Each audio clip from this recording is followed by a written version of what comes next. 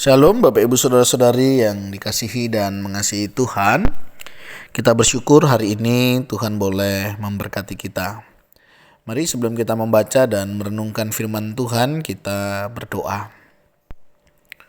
Tuhan, terima kasih, kami bersyukur untuk berkat-Mu. Hari ini kami boleh ada sebagaimana kami ada. Ini semua karena berkat dan kemurahan Tuhan. Sebentar kami akan membaca dan merenungkan firman-Mu. Kiranya Tuhan tolong kami untuk kami boleh mengerti, kami boleh melakukan apa yang menjadi kehendak-Mu. Kami berdoa di dalam nama Tuhan Yesus Kristus. Haleluya. Amin. Ayat bacaan kita hari ini terambil di dalam kitab Lukas pasal yang pertama, ayat 57 hingga ayat yang ke-66. Kelahiran Yohanes Pembaptis. Saya akan membacakan ayat 58 dan 66. Ketika tetangga-tetangganya serta sanak saudaranya mendengar bahwa Tuhan telah menunjukkan rahmat-Nya yang begitu besar kepadanya, bersukacitalah mereka bersama-sama dengan Dia. Ayat 66, dan semua orang yang mendengarnya merenungkannya dan berkata, menjadi apakah anak ini nanti? Sebab tangan Tuhan menyertai dia. Amin. Demikianlah firman Tuhan, mari kita merenungkannya. Bapak Ibu Saudara yang dikasihi dan mengasihi Tuhan, ada satu fenomena menarik ya biasanya di dalam hidup bertetangga. Ini semoga sih tidak ada ya di antara kita. Yaitu fenomenanya adalah senang melihat orang lain susah dan susah melihat orang lain senang. Semoga di antara kita sih tidak ada ya, karena saya yakin dan percaya setiap kita adalah orang-orang yang luar biasa ya, karena sudah diberkati Tuhan dan sudah banyak menikmati berkat Tuhan. Nah, Bapak Ibu Saudara, seringkali demikian di dalam kehidupan ini. Enggak banyak kok orang yang senang dengan keberhasilan kita. Begitu ya, dan nggak banyak juga sih orang yang ikut merasakan kesedihan ketika kita juga sedang mengalami kesedihan begitu ya. Pada umumnya sebaliknya, memang ada orang senang kita susah, ada orang susah kita senang. Tetapi berbeda dengan tetangga-tetangganya di dalam kebenaran firman Tuhan ini ya, yaitu mereka juga ikut bersukacita ya dengan apa yang mereka lihatnya. Tetangga-tetangganya Ibu Elizabeth itu mereka ikut bersukacita loh saudara. Dikatakan tetangga-tetangganya serta sanak saudaranya mendengar bahwa Tuhan telah menunjukkan rahmat-Nya yang begitu besar kepadanya, bersukacitalah mereka bersama ya, sama dengan Dia. Harusnya gaya kehidupan seperti inilah yang harusnya ada di dalam kehidupan kita. Ketika orang lain bersukacita, ya kita bisa merasakan sukacita yang orang lain rasakan. Nggak perlu cemburu, nggak perlu iri ya, karena rezeki itu sudah ditakar dan nggak pernah mungkin tertukar begitu. Jadi dalam menjalani hidup ini kita harus belajar saudara ya, dalam kebersamaan orang lain bersukacita ya kita bersukacita. Nah di saat orang yang sedang bersedih ya bolehlah kita berempati ya, merasakan apa yang orang lain rasakan. Nah, bagaimana saudara dalam kehidupan kita hari-hari ini? Apakah kita termasuk orang yang bersukacita dengan orang bersukacita, atau kita berduka ketika ada orang lain bersukacita dan bersukacita ketika orang lain berduka? Semoga ya kita juga seperti tetangga-tetangga sanak saudaranya Ibu Elizabeth ini ya, di mana mereka juga ikut bersukacita atas kabar sukacita yang mereka dengar begitu. Nah, dalam pekerjaan kita juga harusnya juga demikian ya. Ketika mungkin teman kita mendapatkan promosi, ketika mereka mungkin mendapatkan lebih dari kita, nggak apa-apa saudara ya, nggak perlu iri begitu ya, nggak perlu cemburu ya, sampai akhirnya melakukan hal-hal yang tidak berkenan di hadapan Tuhan. Nikmati saja apa yang Tuhan percayakan, syukuri apa yang Tuhan berikan, dan percayalah itu pasti boleh menjadi berkat ya. Mungkin saudara merasa tidak adil, aduh hidup ini tidak adil ya, pimpinanku tidak adil, orang-orang sekitarku tidak adil. Nggak apa-apa saudara, ingat kita punya Tuhan yang adil luar biasa. Ya, ini pelajaran yang pertama yang kita bisa petik dari bagian ini.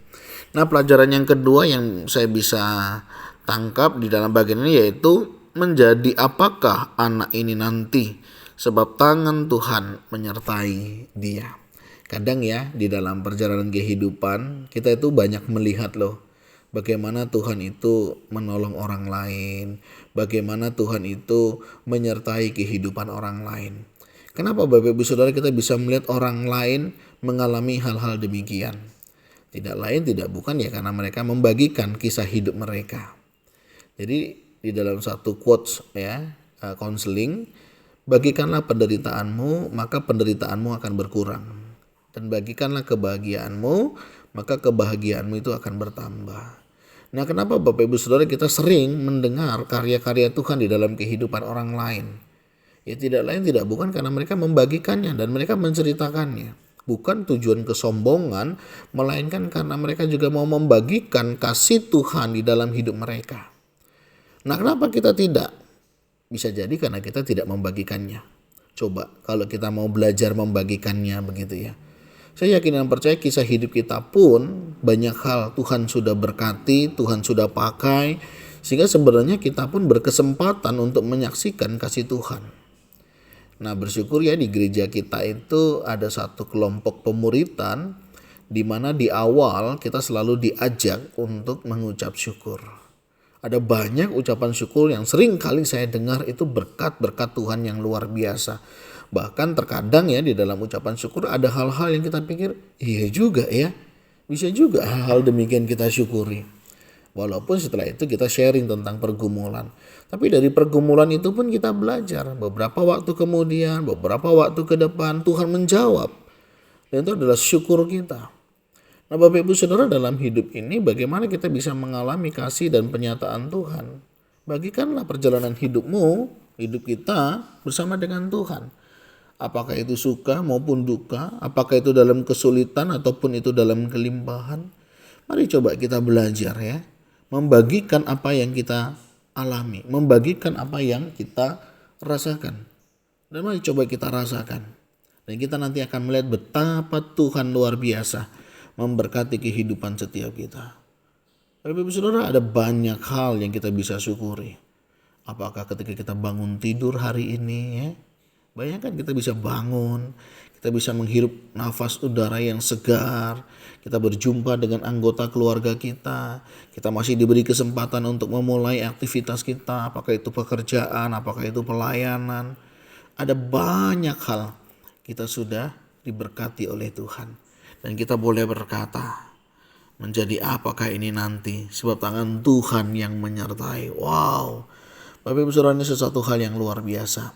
Ada kata-kata positif, ada kata-kata motivasi di sana dan melibatkan Tuhan. Coba kita lihat sekeliling kita. Coba kita perhatikan anggota keluarga kita, orang-orang sekitar kita. Bagaimana Tuhan memberkati, menyertai, memelihara kehidupan mereka.